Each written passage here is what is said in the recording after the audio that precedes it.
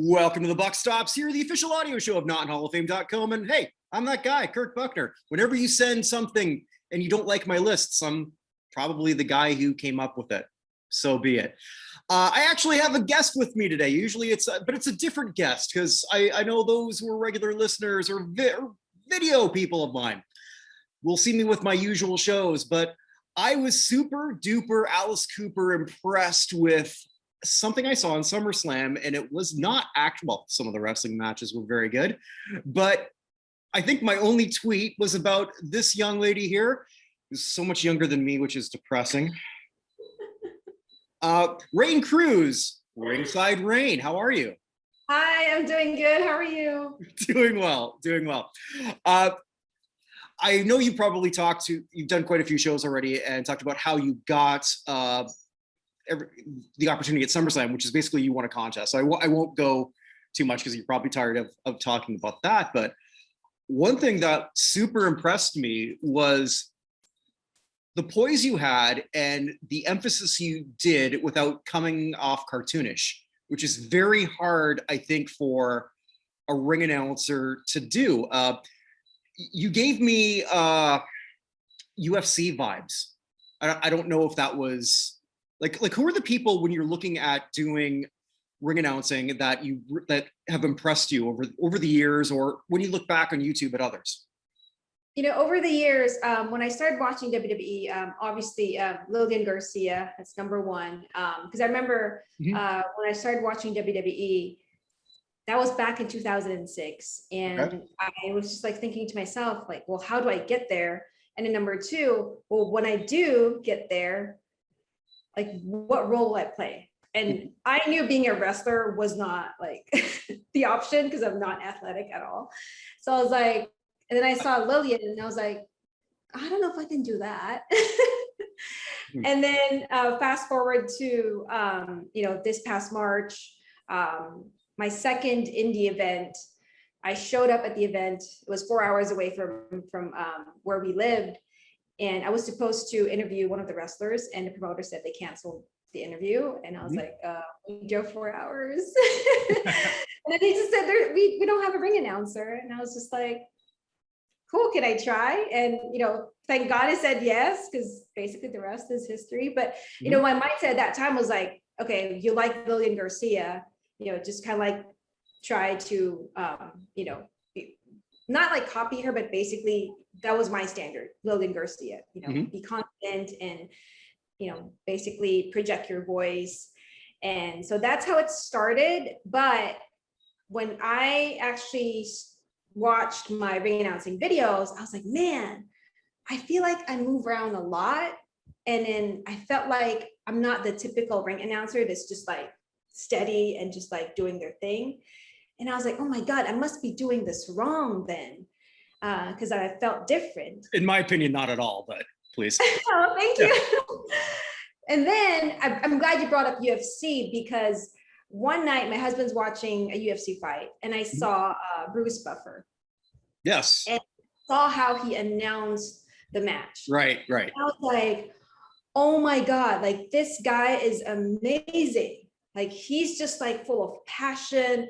He moved around a lot, but then it just made me feel like the fight is so big. I mean, I'm not a UFC fan, but to me, I thought I got to sit down and watch this, because this guy just like, hyped it up so much that to me, it's like, oh my God, like such energy and passion.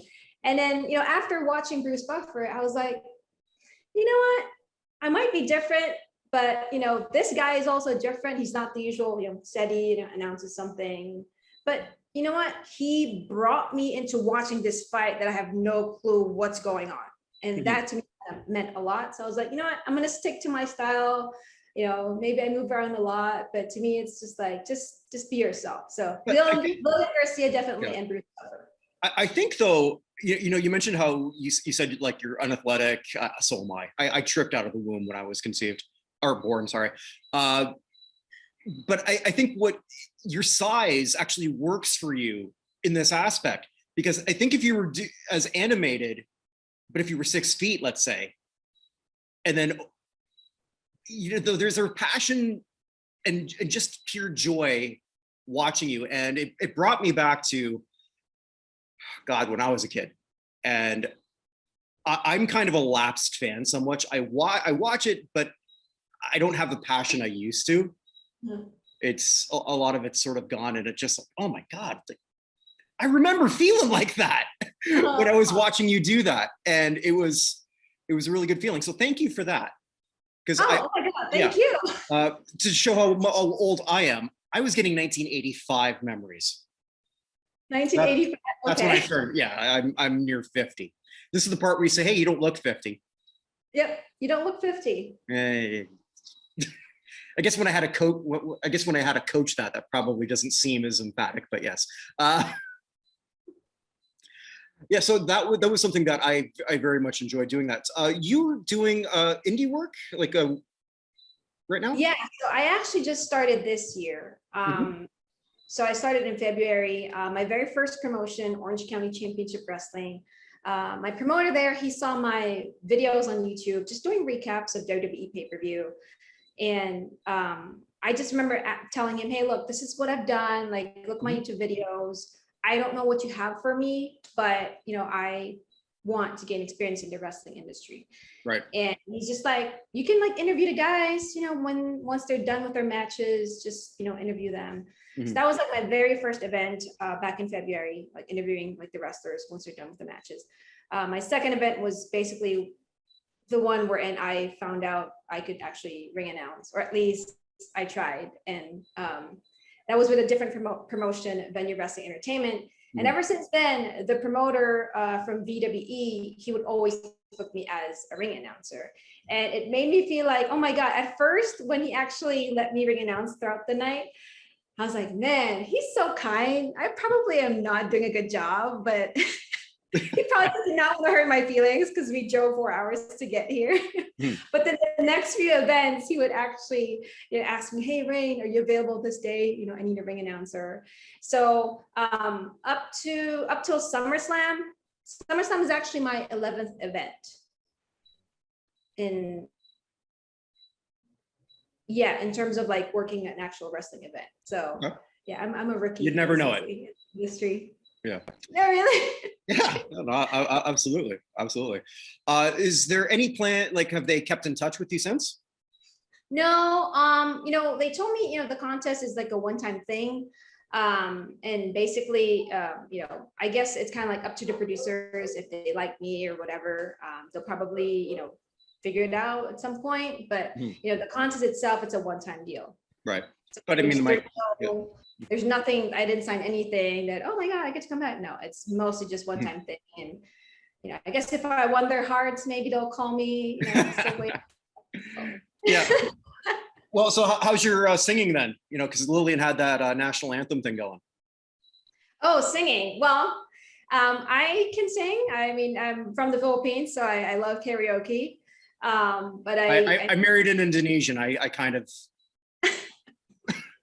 Yeah, that's like a requirement. Like if you're from the Philippines, you have to sing karaoke. Like it's mandatory. Yep, karaoke check. But no, I used to sing for a church choir. So I've practiced singing the Star Spangled Banner even before this, just because in my head I have that dream one day that I would actually sing it like right in a public area. But yeah, I mean, I can sing. I mean, I cannot sing as well as Lillian, but I can sing. I won the karaoke contest. There you go. Well, I've done karaoke where I've cleared a room. My go-to song was Rod Stewart's "Do You Think I'm Sexy?" The audience usually says no, and they leave. So that's okay. My go-to is "I Will Survive," and fun fact: the songs that I love to sing on karaoke, I have never heard of them before. So basically, when karaoke became a thing in the Philippines, the I don't know if it was a thing here in the States, but we have like a video CD. Before a DVD, there was a VCD. I don't know if that was a thing here, but in the Philippines, you have like VCDs wherein there's like karaoke songs. And I learned a bunch of Carpenter songs. a bunch of like 80s songs and one of, 70s. And then, of course, I Will Survive. So to me, that's like my go-to karaoke. Wherever I go, it's like, I will survive. I'm gonna sing that. It is a song that survived. Yeah, well, that was a bad pun. Okay. Yeah, well, one of the shows I do actually looks at number one songs. So that one did actually go number one. Oh, that's nice. That's nice. Yes. A useless fact that you'll never have to use again, probably Okay. ever. Yeah. So what's next for you, you think, in terms of wrestling or in terms of just in life? Like this is a high point, but hopefully not the last point. I would love to see you do that again. Yeah, to me, honestly, like winning the contest is not like the finish line for me. I didn't see it as a finish line. To be honest with you, winning the contest made me feel like I'm on the right path. Absolutely. Yeah. Because, prior to me finding out there was a contest, I was literally contemplating like, okay, like, working the indies, you don't really get paid. Either you get a, hey, thank you, or you get gas money, and it's hard work, And so to me, it's like, okay, am I really doing the right thing here? Basically started like, asking questions, and then like the contest happened. And then when I won, it was like, wait, what? Like I won, like I must be doing something right, to be able to win this contest. So to me, winning, the contest, being a guest ring announcer at SummerSlam, it's more of, I guess, validation in a sense. Yeah, absolutely. To keep going. So to me, it's not like, oh my God, I won, that's it. No, it's like, to me, that one time, I'm going to turn that one time into a full-time gig one day. Right. So to me right now, I'm going to keep doing my indie shows, practicing my ring announcing, make sure I get my reps, because that's how you improve. You keep practicing, you develop your skills, and maybe, one day they will have a spot and they'll remember Raine Cruz right here. or I mean, you're in Orange County, right? Mm-hmm. Okay. And my apologies. My knowledge of California is not the strongest. So that near LA? Yeah. Wait, no, I'm actually, I just moved to Ontario, which is San Bernardino County. So my promotion is in Orange County. Yeah. Okay. But long story short, a lot of other sports things you could certainly be. I mean, like maybe like a PA, for the Dodgers or Angels or anything like that. Because I mean, like, I don't think there's a lot of women doing that as the primary PA for a lot of sports, and I don't see why not. Yeah. Because it's all about generating interest or just sort of adding a different flavor to it. I mean, as a kid, I would always go to Blue Jays games in Toronto, and I always remember the PA announcer there, just flat. Number 2, Robbie Alomar. So, which, I mean, I don't remember it necessarily for a great reason. I just remember as a kid thinking like, yeah, maybe we could have a bit of fun with this.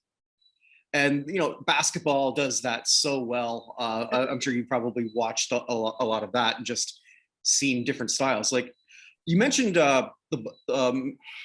Michael Buffer, or not Michael Buffer, Bruce Buffer. I was confused the two of them because Michael was doing all that stuff first. Is there like someone else that sort of inspires you, like Lillian, Bruce? Is there just another style, or it's just like, what, at this point, I think I've got my own style right now? And I think you do. Don't change a thing. To be honest with you, right now it's just the two of them that I kind of like look up to. Mm-hmm.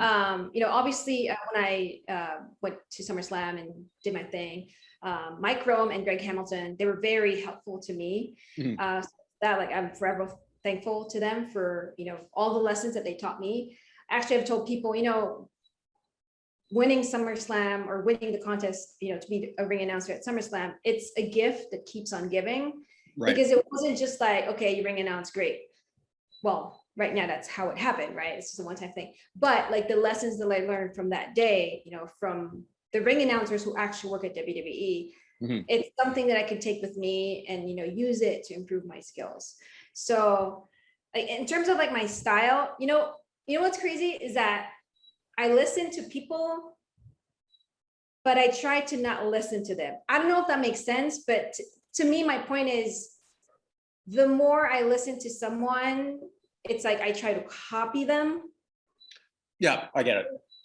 You know, okay, I listen. All right, this is like, okay, this is how fast you guys want to do it. Great, cool.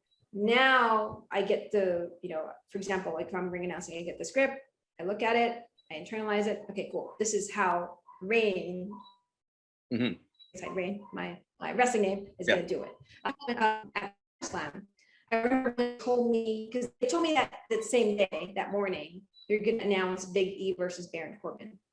And I remember asking Mike Rome, I said, so do you want me to announce it this way, that way, da da da? And then I'm glad he told me, hey Raine, this is you.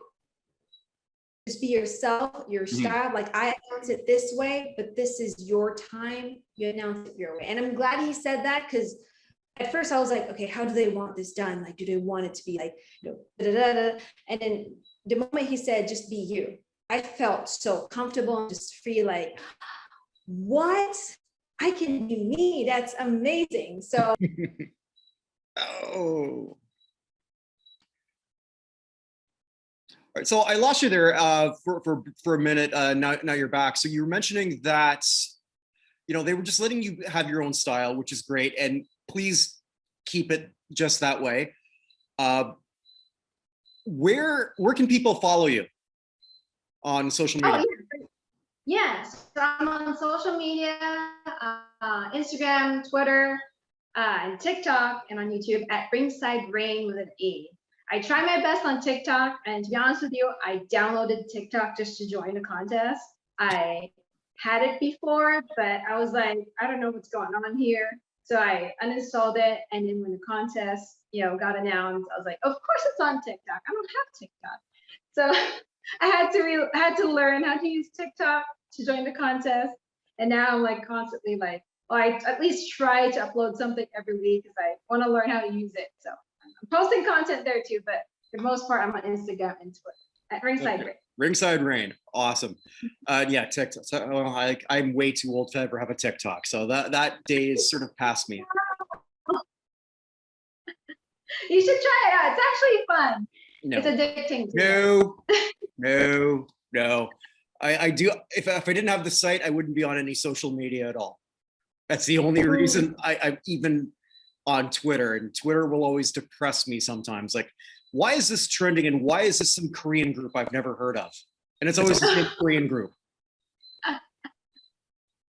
I know, yeah. Sometimes I'm on Twitter and I'm like, wait, what's going on? And that's the same thing, honestly, before the contest. I mean, I would tweet when there's a WWE pay-per-view. Like, I would do like a live tweet thing. And then after the contest, I realized, oh yeah, I should be like more active on Twitter. And it's actually, you know, it's really cool to interact, like, and, you know, just like the support from everyone. It's like, I'm really grateful for that. You guys don't know me, and then, you know, you guys are very supportive. I really appreciate it. All right. Well, thank you so much for making a bit of time for my little corner of the universe. And take care, everyone. Stay safe.